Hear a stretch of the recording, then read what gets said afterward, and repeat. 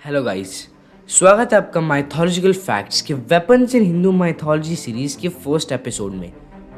अस्त्र शस्त्रों का इस्तेमाल प्राचीन समय से किया जा रहा है।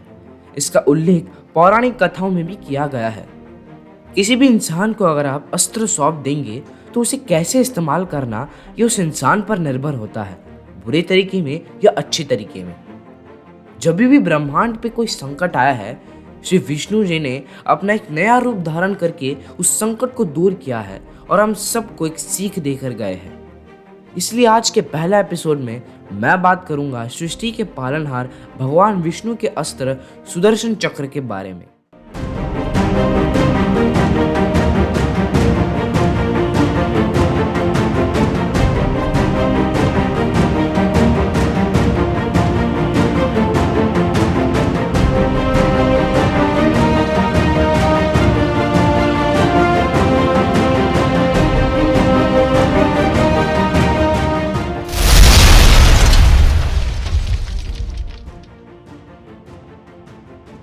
सुदर्शन चक्र भगवान विष्णु का एक दिव्य अस्त्र है।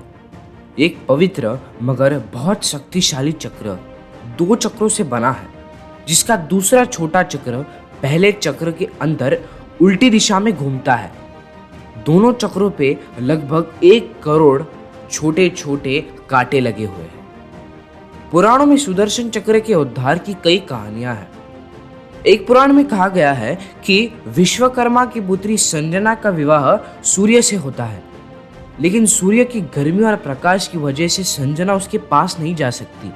इसलिए विश्वकर्मा सूर्य की प्रकाश और उसकी गर्मी थोड़ी कम कर देते हैं, और जो बची कुची गर्मी और प्रकाश होता है उससे वो 3 चीजें बनाते हैं: आकाश में उड़ने वाला पुष्पक विमान, शिवजी का त्रिशूल और ये सुदर्शन चक्र।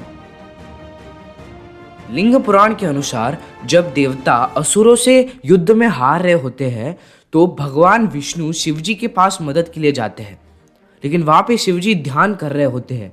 इसलिए भगवान विष्णु उन्हें उठाना उचित नहीं समझते, बल्कि भगवान विष्णु उन्हें भक्ति भाव में जगाते हैं। भगवान विष्णु कमल की 1000 पंखुड़ियां जमा करते हैं और शिवजी के पास लाते हैं, लेकिन जब वो शिवजी के पास पहुंचते हैं तो उसमें 1 पंखुड़ी कम होती है। भगवान विष्णु को कमल न्यायनी कहा जाता है, यानी कि the one with lotus shaped eyes. इसलिए भगवान विष्णु अपनी एक आंख त्याग करके उस 1000 पंखुड़ियों को भगवान शिव को दे देते हैं, और इसी भक्ति भाव से खुश होकर शिव जी भगवान विष्णु को ये सुदर्शन चक्र दे देते हैं, जो किसी भी इंसान को 2 हिस्से में बांट सकती है। जब सती अग्नि में अपने आप को त्याग करती है तो शिव जी सती के शव को पूरे ब्रह्मांड में लेकर घूमते रहते हैं, और इसी को रोकने के लिए भगवान विष्णु अपने सुदर्शन चक्र से सती के शव को 51 टुकड़ों में काट देते हैं, यानी कि 51 पार्ट्स में।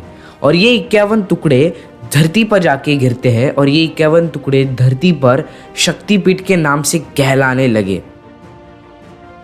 महाभारत में भी जब शिशुपाल के पापों का घड़ा भर गया तो श्री कृष्ण को सुदर्शन चक्र से शिशुपाल का वध करना पड़ा। पौराणिक कथाओं में आपको सुदर्शन चक्र की कई सारे उल्लेख मिलेंगे, और उससे भी ज्यादा उसकी उत्पत्ति की कहानियां।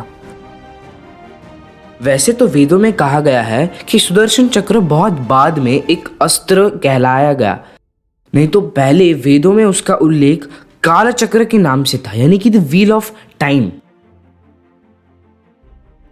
क्या आप जानते हैं कि इस अस्त्र के नाम से एक डायनेस्टी भी है, चक्र डायनेस्टी। चक्र डायनेस्टी थाईलैंड राज्य की वर्तमान शासक शाही घराना है। इस डायनेस्टी के जो पहले राजा थे उन्होंने ही स्वयं इस डायनेस्टी का नाम चक्री रख दिया था, और इस डायनेस्टी के सिंबल पर भी एक चक्र और एक त्रिशूल बनाया हुआ है।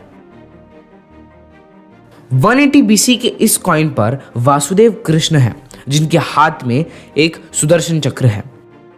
इस कॉइन को एगाथोक्लेस ऑफ बैक्ट्रिया ने एक खानुम के ग्रीको बैक्टीरियन सिटी से खोज निकाला था। चंद्रगुप्त II के समय भी ऐसे कई सारे कॉइन्स उपलब्ध थे जहाँ पे भगवान विष्णु को चक्र पुरुषा और सुदर्शन चक्र के साथ दिखाया गया है। अब ये तो सारे हिस्टोरिक आर्टिफैक्ट्स और एविडेंसेस हैं, तो क्या इन पे विश्वास करना या फिर नहीं करना? आयुध पुरुष हिंदू कला में एक दिव्य हथियार का मानव रूपी चित्रण है। आसान भाषा में कहूँ तो आयुध पुरुष यानी कि किसी भी अस्त्र को मानव रूप देना।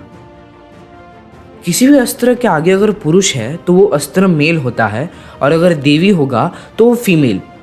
जैसे कि शक्ति, गदा, धनुष, ये सारी फीमेल है। चक्र, शंख, त्रिशूल, वज्र, दंड, ये सारे मेल।